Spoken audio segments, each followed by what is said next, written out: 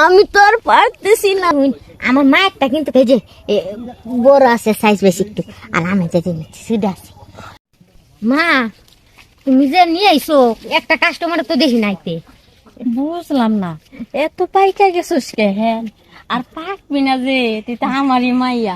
মা যেমন মেয়ে তো তেমনই হইব। ঠিক কইছো। এই লাইনে তো নতুন, কিন্তু নামে কিন্তু নতুন।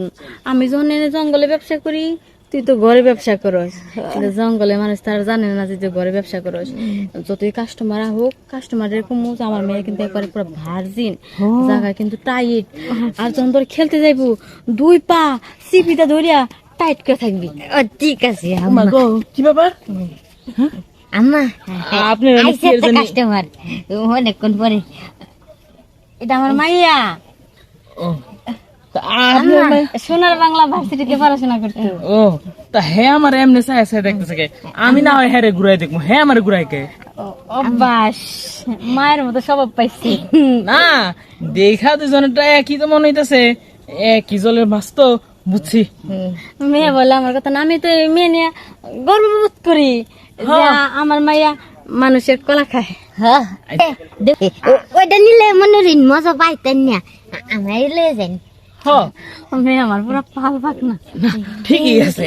আমিও ছোট মানুষ, আমার দরকার একটা ছোট মোটো জিনিস। এই বড় মোটো জিনিস নিয়ে পরে আবার লোড সামলাই তার মনে।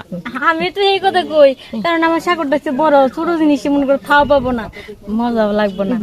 আমি সবসময় বড় বড় গুলাই নিয়ে যাবো নি। আমার মাইয়া যেহেতু ছোট, তোমার উপর দায়িত্ব দিলাম, আমার মায়ের একটু বড় বড় বানাই দিও। আপনি জাস্ট খালি আমার 10টা মিনিট সময় দেন, 10 মিনিট পর আপনি নিজেই কইবেন যে বাপ রে বাপ, এত সুন্দর ফলন কিভাবে তুমি দিলা। আর হন মা, প্রথম প্রথম তো যদি একটু কষ্ট হয়ে যায়, দাঁতে দাঁত কিটমিটে থাকিস, আর মনে মনে ভাববি যে আমার মা আমার পাশে আছে। আচ্ছা মা, বুঝলি? তাহলে ভিতরে ঢুকে যাও। জানতে আপনি একটু আড়ালে যান। মা, তুমি এই যে এমনি তো সোজা রাস্তা, খালি যাও।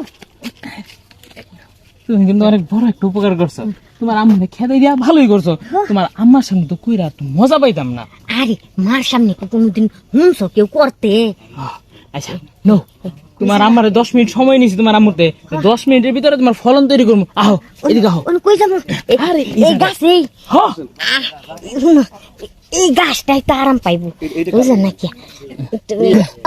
মা, একটু কষ্ট কর, প্রথম প্রথম তো একটু কষ্ট হইব। এই যে দেখেন, আপনি কি কইলেন? আপনার মাইয়া আপনার মতন হইছে। কেমনে আপনার মতন হইলো? 2 ধাক্কারি লোড এখনো সামলাই পারতাছে না। জায়গা ছোট তো, আর তোমার জিনিসটা হচ্ছে বড়, তুমি মানুষ আনতেছে জিনিস বড় হওয়ার কারণে আমার মায়ের কষ্ট হইতেছে। হ্যাঁ, না ওই যে কি লিয়া পাঠাইছেন? হ্যাঁ, এই যে সাল, আরে এই যে আমি এই জিনিস আর নিমুই না।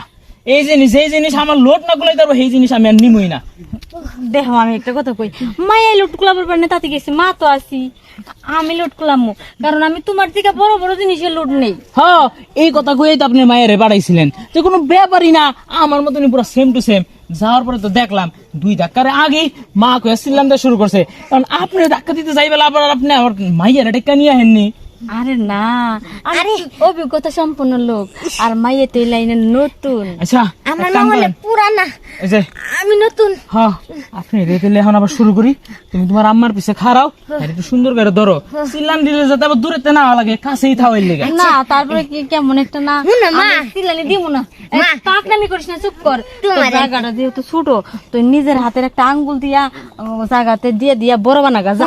মা, তোমার যা, এত যা, দেখে যা। শিখি। আচ্ছা, মাইয়ারে কয়ে দিচ্ছি জায়গা ছোট, আঙ্গুল দিয়ে জায়গা বড় বানাবো।